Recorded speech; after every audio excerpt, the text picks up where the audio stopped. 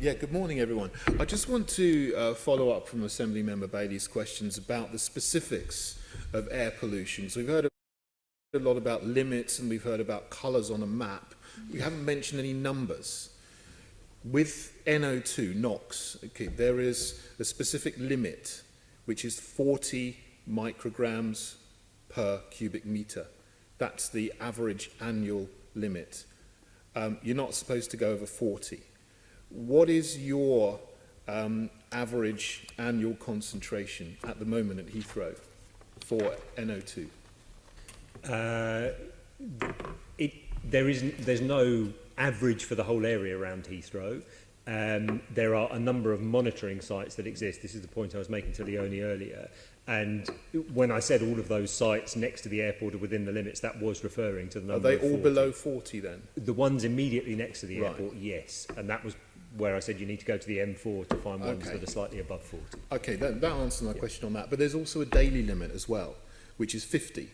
And so, as far as I know, the law says that you're not supposed to breach 50 micrograms per cubic metre over a 24-hour period, and more than 35 times in a year.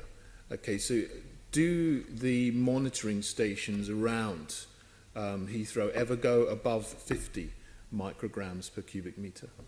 I would need to check on that, to be honest. I'm not sure. I'm not aware that they do, but I can't confidently say that they definitely don't, because I don't know. The main thing that the main legal test that we look at, as does the national government, is the annual average, which is the 40. But there's also the daily one, which mustn't be breached more than 35 times a year. So there's two different things that you have to meet.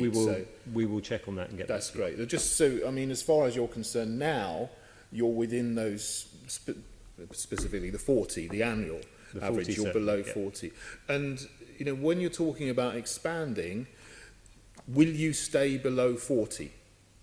We will have to. You'll so have that to. was the point I was making when I was describing earlier the need to meet legal obligations. We'll need to show that we can expand the airport, but through all the measures we've discussed on people moving into public transport and electric vehicles, that we can stay within the 40. Indeed. Okay. When it comes to NOx, PM 2.5, these small particulate matter, there's another limit, but there's actually two. And I think people get confused between the two. There's the legal limit, which is 25 micrograms per cubic metre, and there's also the other one, the World Health Organization target, which is much lower, that's 10. That's not legal at the moment, but that's what a lot of people talk about.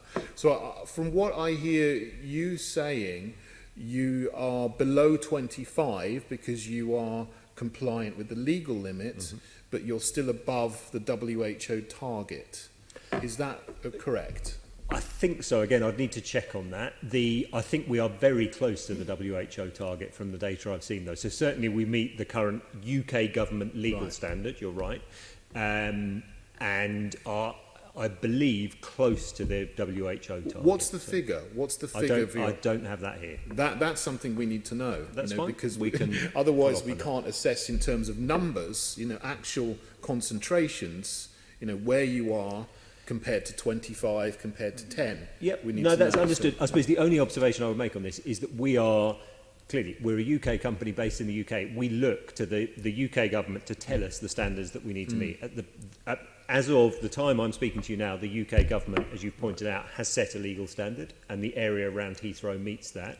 If the UK government changed that standard and formally adopted the WHO guidance, we would clearly need to look at that. So. But you also did mention about taking on UN regulation. You were sort of very positive about asking the UN to lead the way in terms of setting a global standards. I mean, would you be therefore looking to reduce the PM 2.5 concentrations to below 10 micrograms per cubic metre?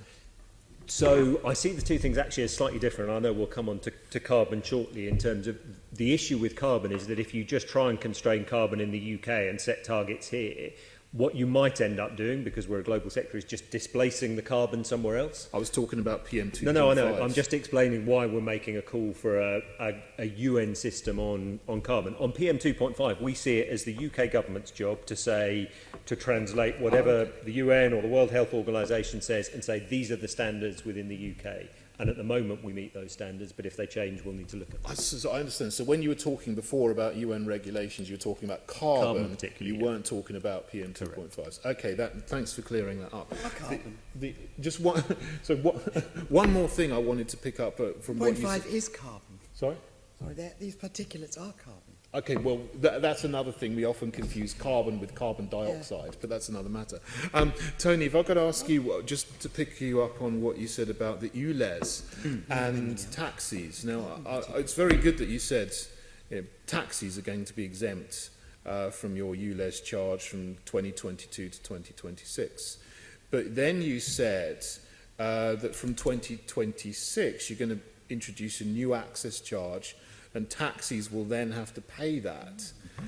Have you considered the fact that taxis have to pick up a fare? They are legally required to pick up a fare anywhere in London. Somewhere a passenger wants to go to Heathrow, they have to take them, but they can't charge any extra for an access charge. That's really unfair to taxi drivers, isn't it? I mean, what have you thought about that? So the intent of the vehicle access charge is that the additional charge would be levied on the passenger and not the taxi driver. So we're working with the taxi trade and TfL at the moment to determine how we could work through that within the taxi charging system to make that work. So you're sort of anticipating a change in the whole fare structure, or allowing them to charge a surcharge, a passenger surcharge of some kind? Yes. Right. Just like what they do today in terms of additional bags. They add extras to the meter, and we're at the very early stages. We're talking about this is a charge that would be introduced in 2026, and part of our consultation at the moment is to understand the feedback from the taxi trade in terms of how they might want that to work in a better way, and solicit feedback to make our plans better moving forward. What taxi organisations have you spoken to? So we have. I've personally spoken to. We had, I think, 6 different organisations represented when we briefed them back in May on the upcoming announcement that we made, and we explained why we're doing it and how we think it. Did that include the LTDA? Yes. Did it include the LCDC? I can't remember exactly all of the different trades. I think there were 6 different. I think there was a couple of union representatives in Was that the Unite? Unite, RMT, GMB? LTDA. I can't The remember. LCDC and the UCG? I'd have to check. It's very important that you meet the LCDC, Yeah, so- the so- UCG, so the RMB, all of them. At the airport, we have a taxi trade forum that represents the taxi trade, and so that is the forum that we reached out to in May to say, we're proposing this, we'd like to share it with you as we make this announcement. This is the thinking. We're really keen and want to hear your feedback, but I'll check. Could you give me details of the meetings and who was present in the Yes. meetings? Okay, Yeah. that you had in May. That's Thank you very absolutely much. fine. Yeah. Great, thank you.